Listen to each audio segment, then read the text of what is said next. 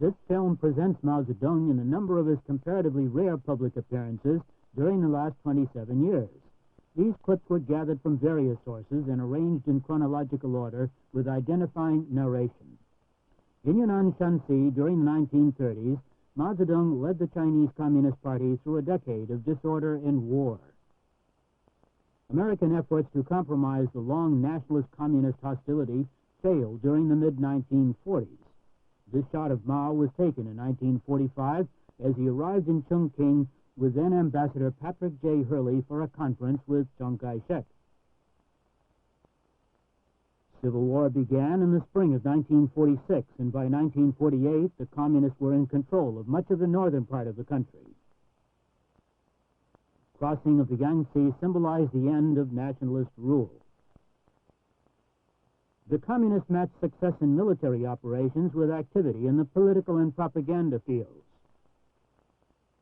Here, in the latter part of 1949, Mao prepares for takeover at this meeting of the People's Political Consultative Conference. He called upon the delegates to establish a coalition government. The Chinese people will also see that the destiny of China is in the hands of the Chinese people themselves.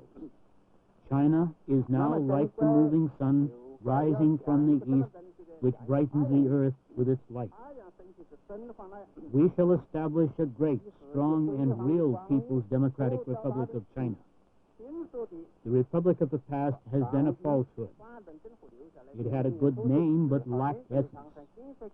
Now we shall have a People's Democratic Republic of China, which is real both in name and essence. Long live the People's Democratic Republic of China. Long live the Democratic Coalition Government. Long live the great unity of the people of the whole country.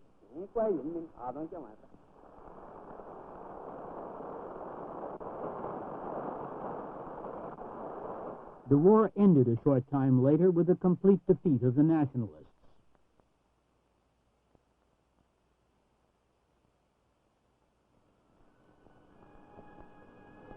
Mao Zedong was ready to proclaim the new People's Republic of China to the world.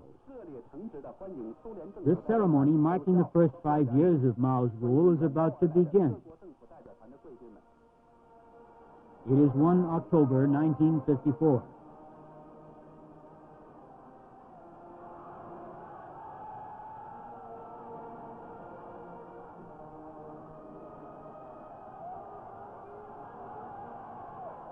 This was the day of Sino-Soviet rapprochement, and Khrushchev and Bulganin were honored guests on the platform at Tiananmen.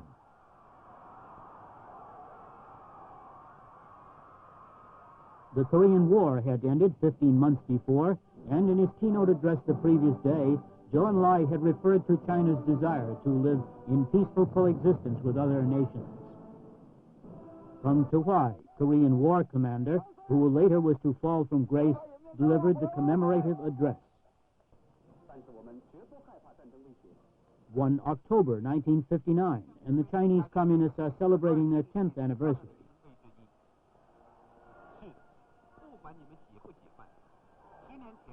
Khrushchev, who had been visiting President Eisenhower at Camp David, was a late arrival.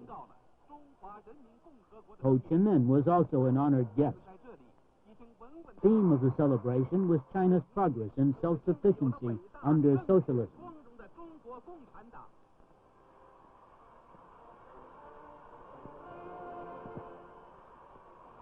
Although these scenes on the platform at Tiananmen do not suggest that a rift was developing in the Sino-Soviet relationship, which was to break into the open a year later. But on that day, Mao and Khrushchev enjoyed the hours-long parade.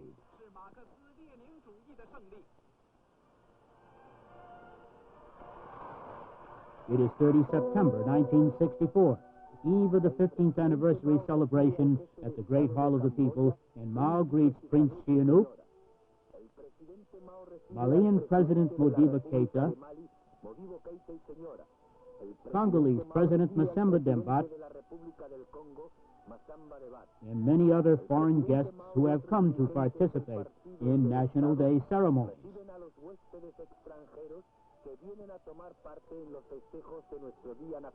In his toast, Mao pledges solidarity of the Chinese people with the people of the world.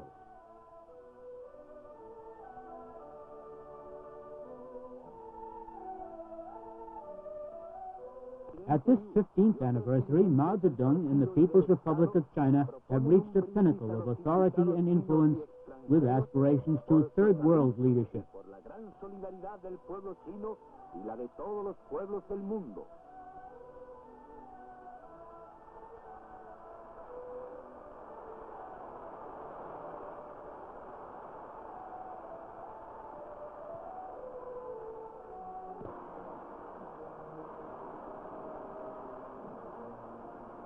Mao's toast and the parade the following day are symbolic of the mood of the Chinese communists at this time.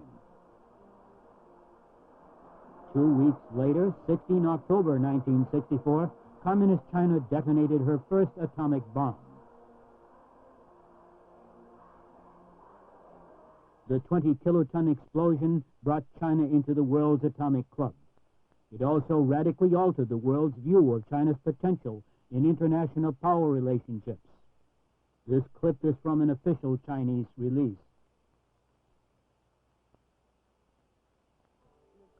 Two months later, Mao arrives at the first session of the Third National People's Congress.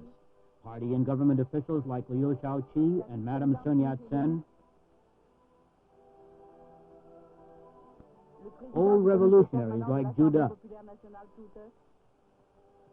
eager young zealots, men and women, everyone attended this assembly to discuss every aspect of China's domestic and international situation.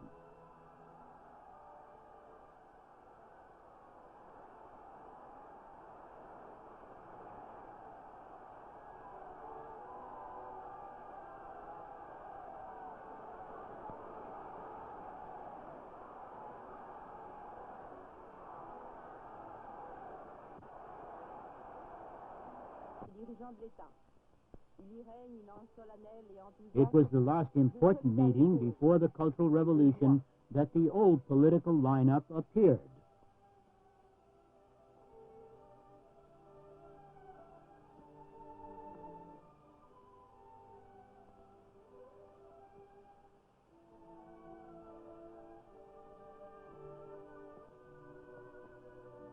Such people as former President Liu Shaoqi, former Party Secretary Deng Xiaoping, and former Peking Mayor Peng Chun were among the more conspicuous casualties of the Cultural Revolution. A total of over 2,800 delegates attended the plenary session and pledged themselves to spread the revolutionary spirit and transform the country. They greeted and were greeted by Mao, who was accompanied by a female attendant. The chairman characteristically enjoyed himself.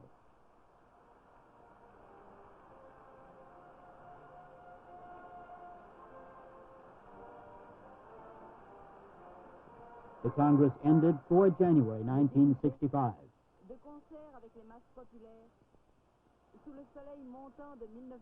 Mao arrived to preside at the 9th Party Congress during April 1969. This was the first Party Congress in 13 years and marks the end of the Cultural Revolution. Mao is 75 at this time. For the first time in many years, his voice is recorded on film soundtrack.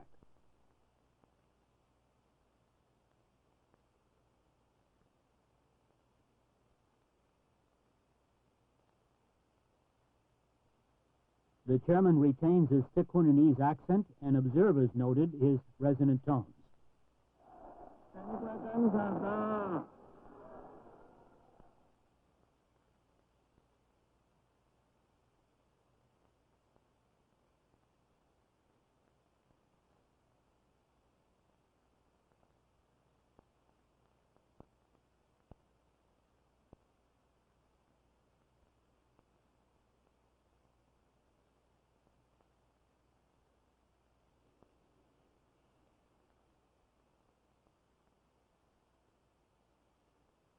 Like much television monitored material from foreign sources, the next three clips have lost resolution in processing.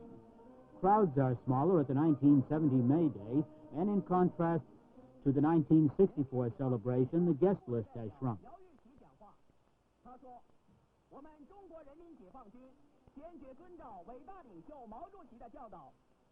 The Anouk, who now seems to enjoy his association with Mao, is conspicuous on the platform.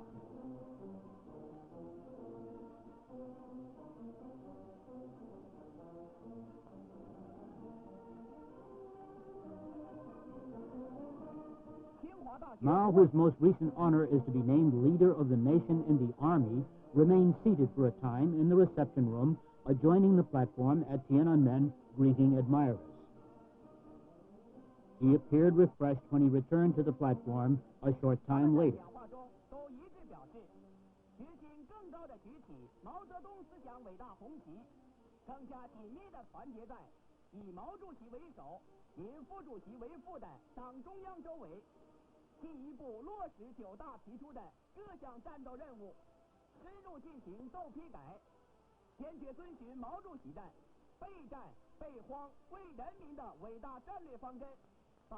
The Chinese were jubilant at this time over the recent launching of a musical satellite.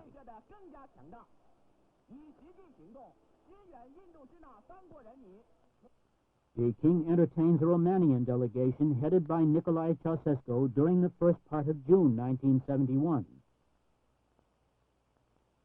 This was Ceausescu's first visit as head of state and capped the recent warm-up of Sino-Romanian relations that had started the previous December when the Chinese granted Bucharest a large, interest-free loan.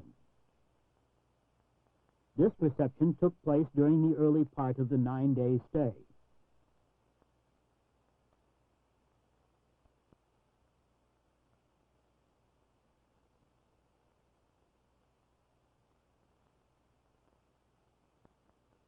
On 8 October 1971, Mao met with Haile Selassie of Ethiopia. The substance of this meeting related to the granting of a long-term loan to Ethiopia. The Japanese commentator in this clip contrasts the appearance of the two rulers, who are almost the same age, Haile Selassie being older by 2 years. 貿易と経済援助に関する協定に調印しましたが、この協定により中国はエチオピアに対し日本円にしておよそ300億円の長期借款を与えることになりました。The Ethiopian emperor left for Iran shortly after this visit. 皇帝は12日、次の訪問国イランに向けて出発しました。